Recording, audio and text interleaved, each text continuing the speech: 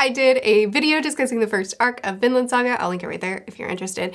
In that video, at the end, I talked about I'm definitely moving on. I'm definitely continuing to read the series because I love it and I absolutely want to, but I was playing with the idea of maybe just holding off, not making another video until season 2 drops because, you know, there's plenty of anime-only people out there and I want the discussion, so gotta posture myself for the discussion. But this arc was even better for me than the first arc. I did not expect, this series is blowing me away. I'm enjoying it so much. So I'm not gonna wait. I don't want to. I want to talk about it now. So this is your spoiler warning. If you are anime only, we'll do more discussions when the anime drops too so that we can all hang out. But for my manga only people, we gotta talk about this. Holy cow. I don't know what this arc is called. It looks like it's called either Slave Arc or Farmland Arc, depending on who you're talking to online. So I will title the video as both, but we gotta talk. But before we dig into what is going to be too long of a video, quick shout out. I did do a first arc review on this channel, which again is linked, but also on my second channel, I've started doing book by book discussions with my friend Philip Chase, who is a medievalist who studied the lore and the mythology and the history of Icelandic Vikings, who speaks a little bit of Norse himself. Very knowledgeable guy. This is the first manga he's ever read, and we've been doing discussions on it as he's reading through it for the first time. Super recommend those chats if you're interested. It's an even more exhaustive discussion and it's a lot of fun. The first video will be up on Tuesday of next week as of the time that this video is being posted. So it'll be linked in the description as soon as it's live, but until then, the link to my second channel is also in the description right now, so you can just go subscribe right now if you're interested in that content so that you can be ready for it, because they've been really, really great discussions. Now let's talk about this arc, the Slave Arc, the Farmland arc. My goodness, did it take a turn? This arc really slowed down as Thorfinn has been, after he attacked Canute. Canute said, don't kill him, but there had to be a punishment because you did just attack royalty. And so he was carted off to be a slave.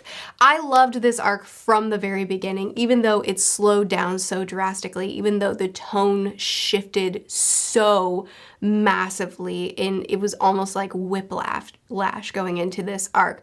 But immediately it just was this very close look into how much he's changed, into how much Askeladd was right. He didn't think about what his life would be after he fulfilled his vengeance, after Askeladd died. He had no idea who he wanted to be or what he wanted to do with his life. So when he was sold off as a slave, he truly did just become a shell of a person, just doing what he was told and not caring about his life anymore. In this arc, everything really does slow down. We do a moment by moment zoom in on the daily life of a broken man. We see the effects of war from another side. We see the effects of war from not the warriors, but the people who are left behind in that destruction. And we do a really, really close introspection, a really close look into what is going on internally in these two men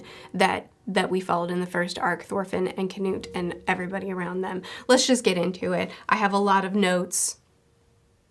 This arc blew me away. So we open up by learning that Leif has spent all his time between the events of the first and second arc searching for Thorfinn. He's been sold into slavery and Leif is looking for him so that he can buy him and raise him as his own son. Side note, I love Leif. Here we meet Einar, who's bought by Kettle and introduced to Thorfinn. And the first time I saw Thorfinn, my heart dropped. I have always felt that Yukimura does a phenomenal job of really showing the state of mind a person is in based off of their facial expressions and their eyes. And the first time we see Thorfinn, it's like a smack in the face immediately. In his eye, we see how empty his eyes are. We see how he holds himself. We see the relaxed position of his face. It's such a drastic change from the Thorfinn that we've known up to this point. And on top of that, I think he does such an amazing job of showing in big ways how much Thorfinn has changed and what his state of mind is and how much he's lost the value of his life. But he does such a great job of doing it in the tiny little minute ways as well. In the last arc, Thorfinn, every time Askeladd tried to have any sort of camaraderie with him or try to be chummy with him in any sort of way, Thorfinn would immediately be resistant. He was constantly insubordinate and talking back and having all kinds of attitude with Canute. And now he greets everybody with a good day. Now, when Einar is understandably mad about being mistreated by the guest, Thorfinn diffuses the situation by being submissive and by almost groveling. We see how much Thorfinn has given up in these little moments of just basically saying, this is my lot in life, I don't care. Going from someone with such a drive and with so much ambition and who could take down anyone, and now, even though he still could take down anyone, he doesn't care to fight anymore. So they're told that their task is to clear the forest and till and plant a wheat field, and after they earn back what it cost to buy them, Kettle will free them. So they work hard, one to earn his freedom back, and one because he's a shell of a man that simply follows orders. And one thing that I love about the setup of this arc, of the beginning of this arc, is how it quickly shifts away from the battle of war and the trauma that brings into the trauma that is left behind. We see warriors demanding supplies from villagers, pillaging and murder and slavery, all the things that we saw in the first arc and that were never glorified, but now we see them from the side of those who are being affected.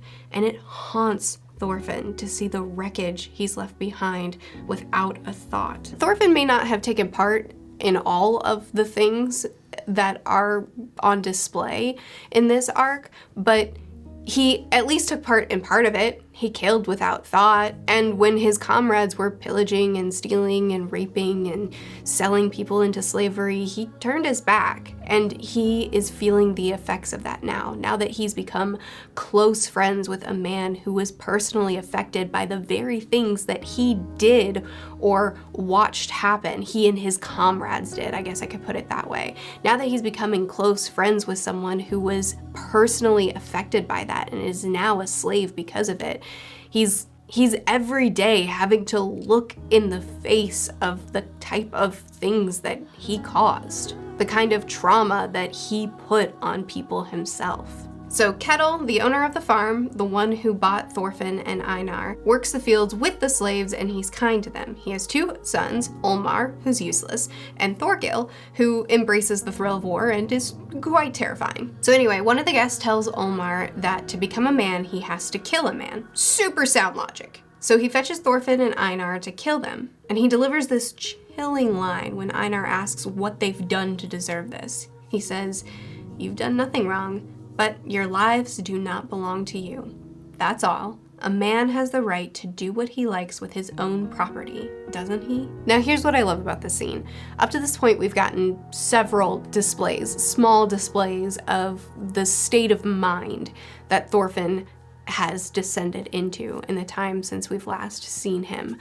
But in this scene, I think it's on display so well, because while at the end of this arc, Thorfinn does develop the kind of pacifist ideals that Thor's tried to teach him when he was a boy, at this point, that's not what's happening. At this point, he just truly doesn't care anymore. He just doesn't have any value for his life.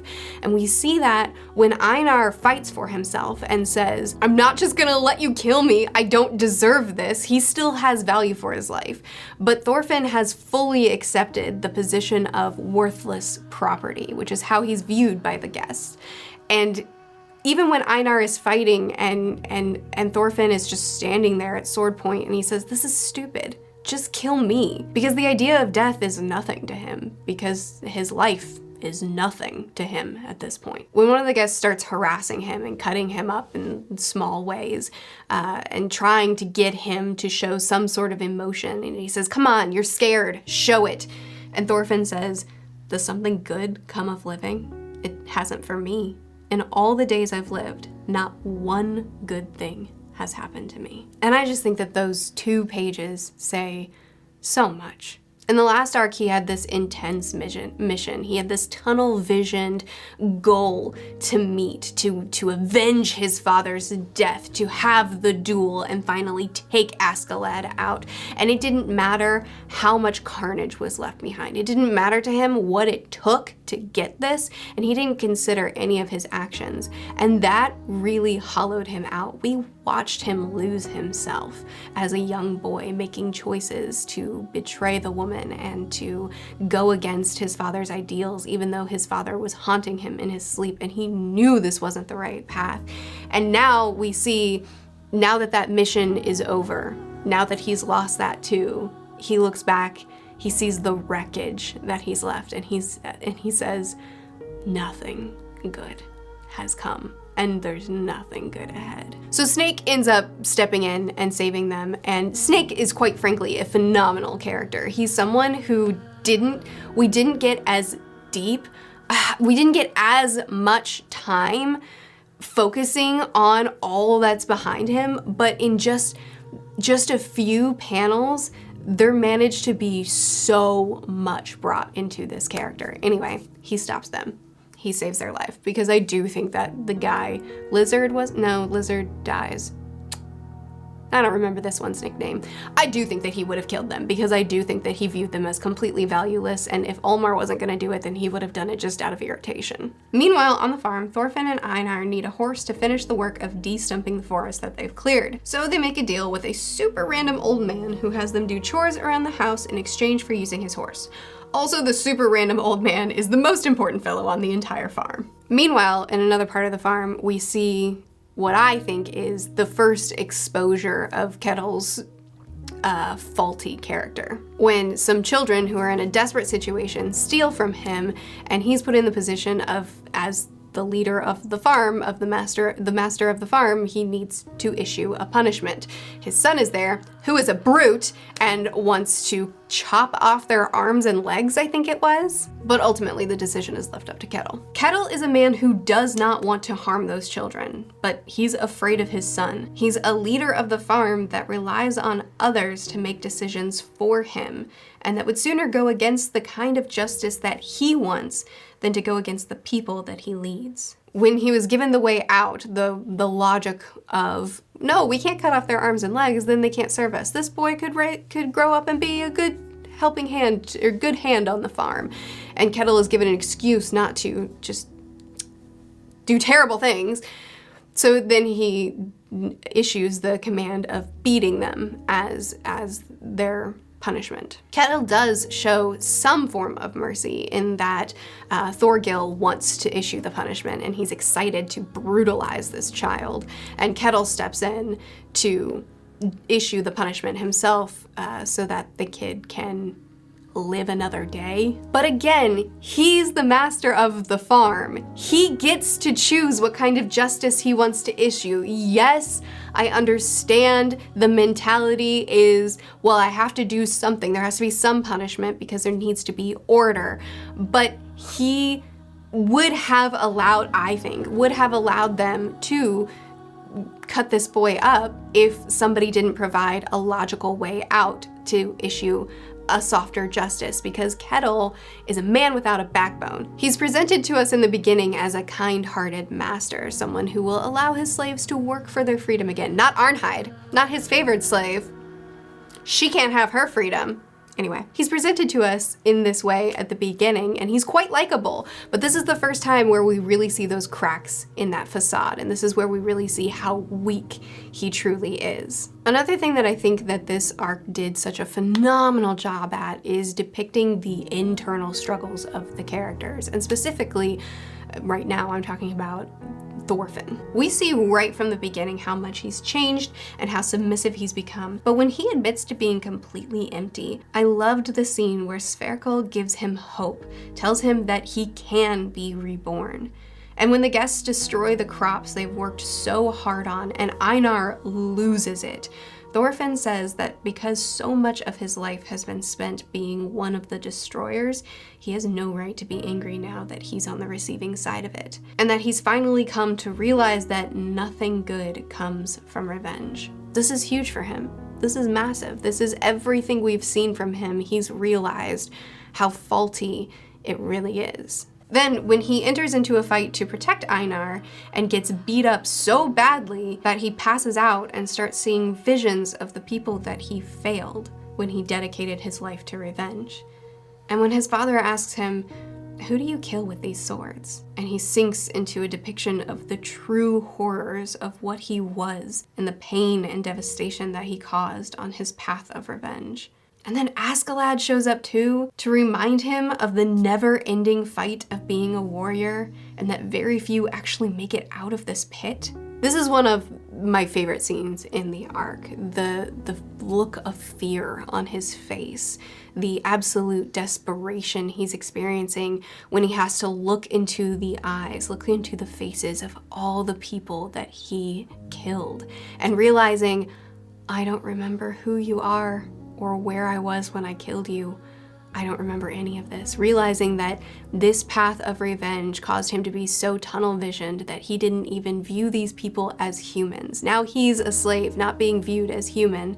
And he's realizing that when he was in the middle of battle, when he was in the middle of war, when he was in the middle of this quest for revenge, he was not viewing the people around him as human either. And he was causing all this destruction to them and their families too. It's such good storytelling. And when he breaks down and he cries out, "I'm so sorry," and Askeladd yells at him to climb out of this and to go be a true warrior. He comes out of this stupor, he comes out of this fight with the resolve to never fight again. No longer because he doesn't value his life, but because now he values the lives of the people around him. And now his pacifist quality isn't this, I've given up, I don't care anymore. It's a determination to create a better world for the people that he has so greatly failed. And I just think that it's really, really beautiful. I also just think like, man, I could spend too much time on all of this. Even just the parallels of like the small things, like how Thorfinn is learning to farm and bring new life into the field at the same time that he's learning how to not live empty and to bring new life into himself and his goals and his future. I just think that it's just, oh, it's so good. Now let's catch up with Canute. Canute is displaying lots of the coldness and callous leadership that we saw the beginnings of in the first arc, but he's also refusing to let his men pillage and participate in slave trade. We also get a quick check-in with Thorkill. He's doing well, and Canute arranges the assassination of his brother so that he doesn't have to share the throne. And even though I could see the beginnings of this in the first arc, you know, how he was pushing down his emotions and just so callously telling Ragnar's brother, well, he's dead, and didn't care about how that affected him. And, you know, you could see him turning quite cold and callous in the first arc. You could see it. But he's changed so much. Strategizing and not valuing the individual, seeing certain things as the necessary means to a good end. Lighting fires, issuing threats, killing people. I mean, he's changed.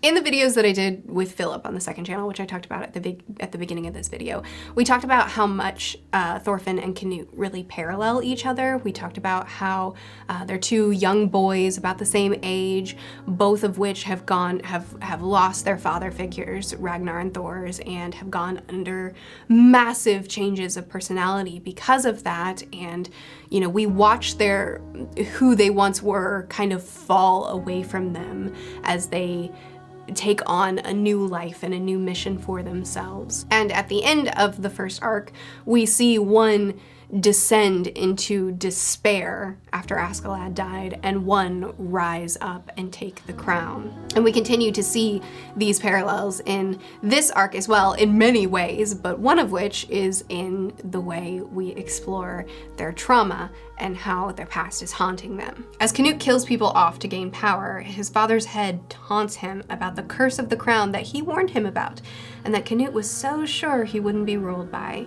Even when he tries to reason with himself that the ends justify the means, his father's head cuts through it all and taunts him about how much he's become a ruler like him who would do anything. So anyway, Canute's brother and nephew died of some unknown disease, and Canute is the new king. So Kettle and his sons travel to attempt to talk to him and gain his favor, like they had with his brother, but Canute has decided that they will be his new source of income instead.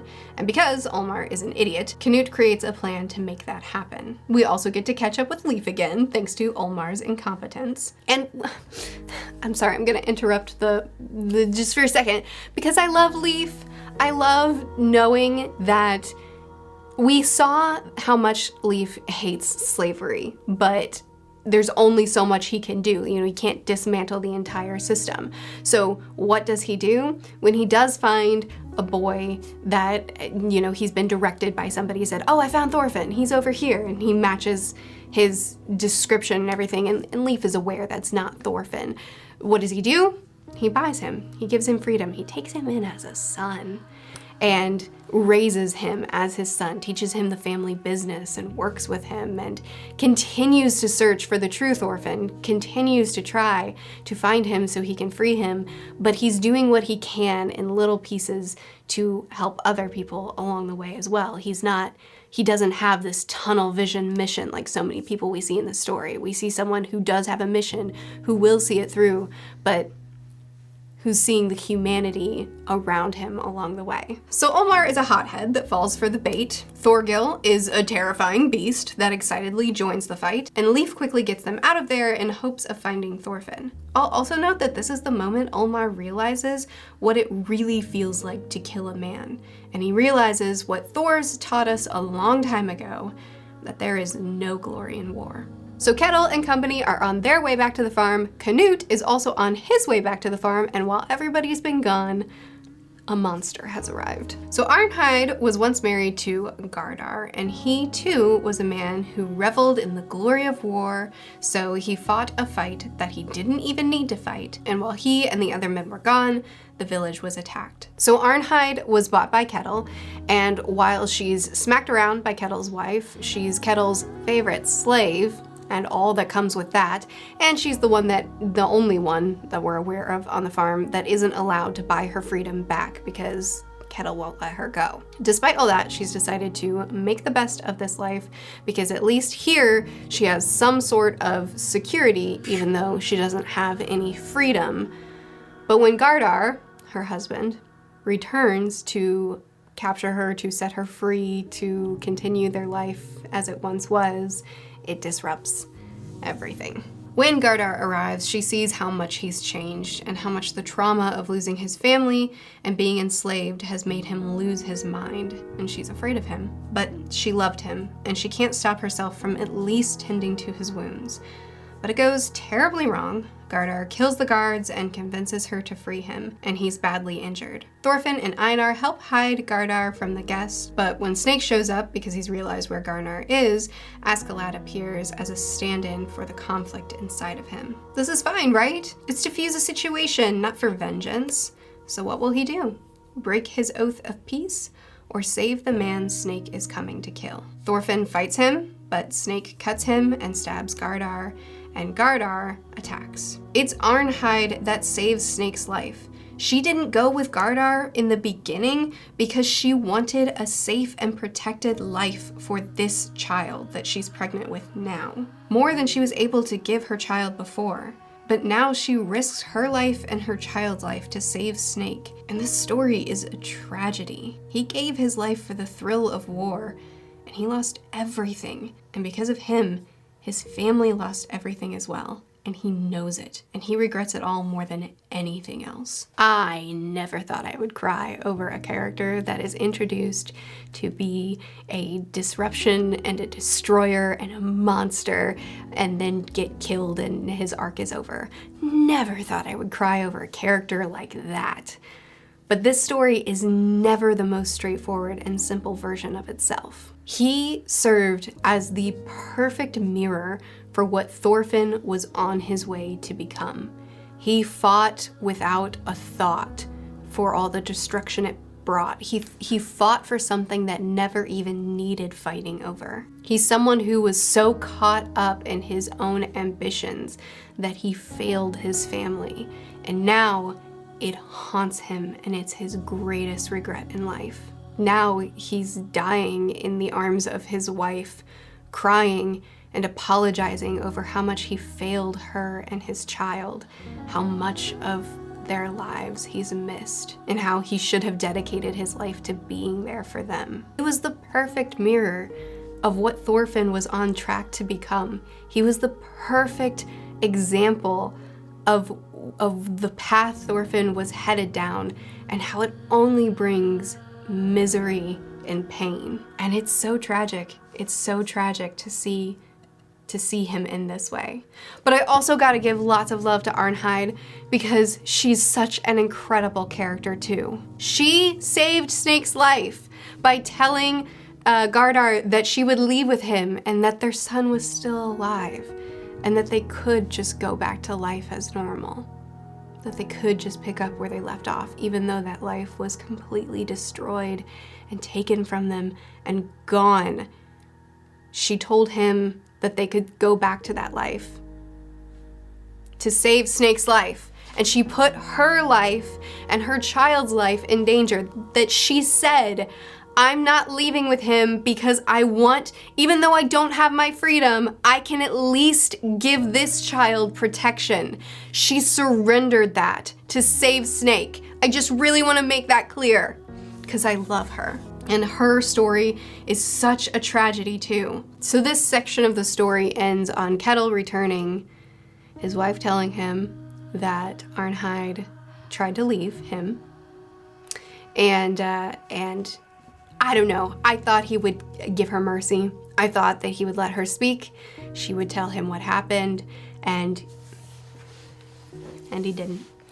The mercy that he was able to give to a child not that long ago, what little mercy he had the capacity for, he couldn't show this woman who was carrying his baby. And once again, when a slave is about to be killed, Snake steps in and stops it. This time he saved her life. Sort of, for the moment. So anyway, Snake and Kettle and company go off to fight in the battle because Canute has arrived. Leif and Thorfinn and company go to try to run away and live a life free. They have Arnheid with them as well. And now we're at the climax of the arc, which is funny because this is actually my least favorite part of the arc. Not because I don't like it. No, it's excellent. This part of the arc is also excellent. But it's funny that when everything amps up and when there's a battle and when there's action and when things are moving so fast, this is the part that I just feel like all of the great character stuff and internal struggling and small changes that lead to big moments, all that buildup was somehow even better than this, which is also awesome. Anyway, Canute is ready to siege the farm and Thorgil couldn't be happier. So they gather men up to help them fight, and 100 farmers die. Almost everyone that agreed to fight by Kettle's side, and Kettle himself, are killed in the battle. And back with Thorfinn on their way to safety with Leif,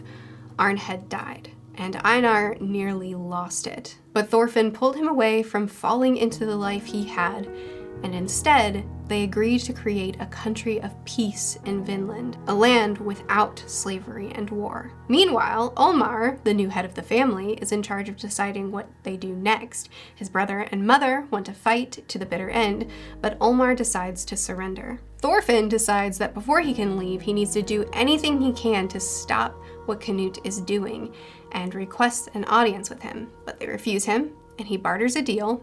If he can survive 100 hits, he can speak with Canute. And I know there are many parallels that I could talk about between Thorfinn and Canute and all the ways that their goals, paths, personal journeys intersect, but I just really love that Canute realized that ultimately they had the same goals, albeit different ways of trying to get there. And that earned Canute's respect, and he felt good about withdrawing from the farm. This is obviously a huge moment for Thorfinn as well, because this is where he is able to put into practice his new ideology of how can I create a land of peace with violence, and choosing to sustain violence in order to gain that place of respect, that favor, to be able to speak to Canute and being able to talk through this situation.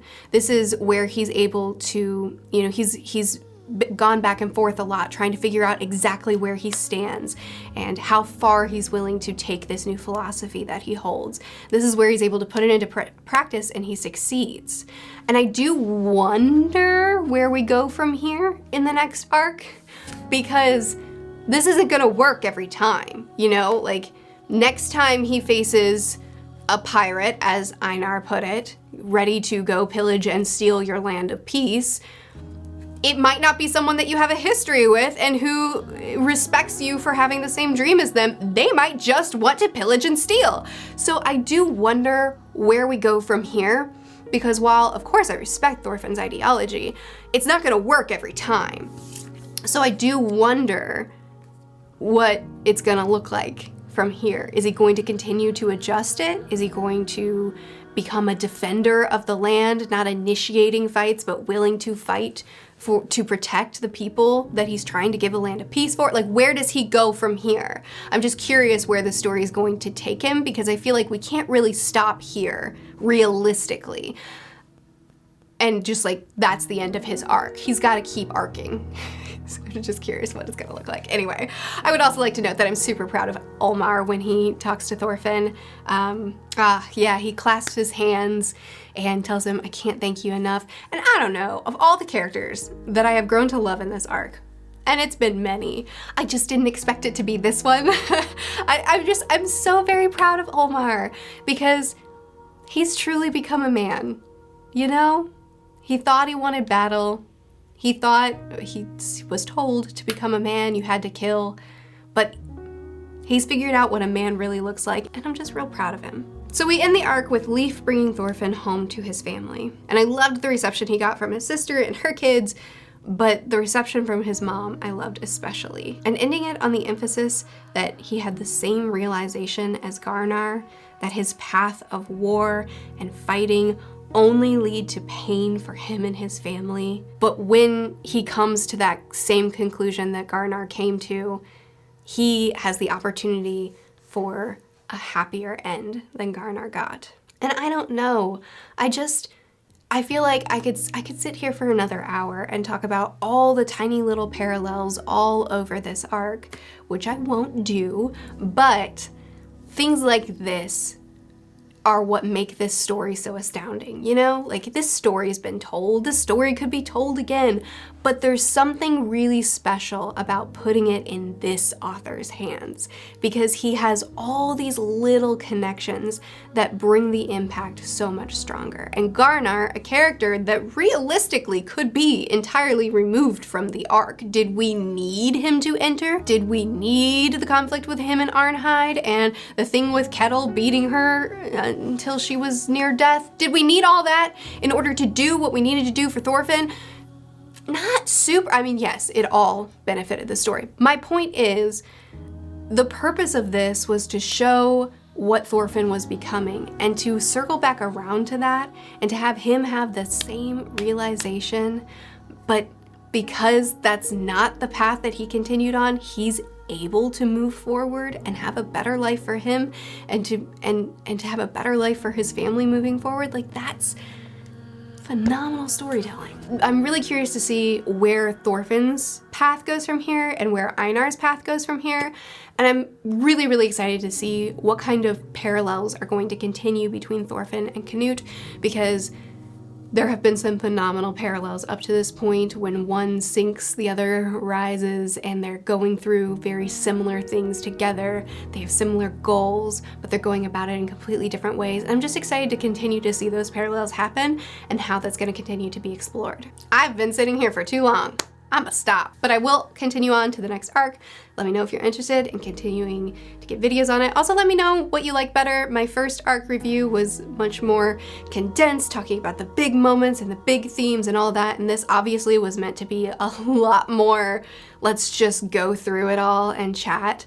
I've done One Piece reviews with the quick, more condensed, and with the really, really long form. Let me know what you like for Vinland Saga. I'll adjust how you like it. But anyway, please chat with me in the comments on what you thought about this arc. Who was your favorite character? What was your favorite scene? Did you love it as much as me? I post videos every Monday, Wednesday, and Friday on this channel, Tuesdays and Thursdays on the second channel, which you should definitely check out because there's lots of Vinland discussions coming over there with my friend Philip, and he's great. I'll see you again soon. Bye.